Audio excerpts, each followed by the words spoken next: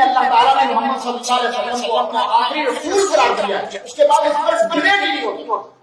آپ اس کے مطابق کہہ رہے ہیں کہ مسلم نور مرزا قادیانی کے پہلے خلیفہ مولوی نور الدین کے نام پر مسلم نور ہے۔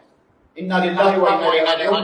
میں کہتا ہوں کہ اس سے بڑی دشمنی اور اس سے بڑی قومی سازش اور اسلامی کوڈ یوز کرنے کا اور کوئی طریقہ ہمارے مخالفین کے پاس نہیں ہو سکتا جو اس وقت ہو رہا ہے۔ حالانکہ دیکھا جائے تو قرآن مجید فرقان حمید اس میں اللہ تبارک و تعالیٰ نے ایک آیت نازل فرمائی ہے، پوری سورت نازل فرمائی ہے جس کا نام سورۃ النور ہے، سورۃ النور۔ اسی طرح اللہ تبارک و تعالیٰ نے اپنے متعلق ارشاد فرمایا اللہ نور السماوات والارض، اللہ آسمان اور زمین کا نور ہے۔ کہہ دیجیے یہاں نور سے مراد نور الدین ہے جو قادیانی خلیفہ تھا۔ آپ کو کون روک سکتا ہے؟ اس وقت قوت اور طاقت پر آپ فرازمان ہیں، کہیے اللہ نور السماوات والارض کا مطلب نور الدین قادیانی۔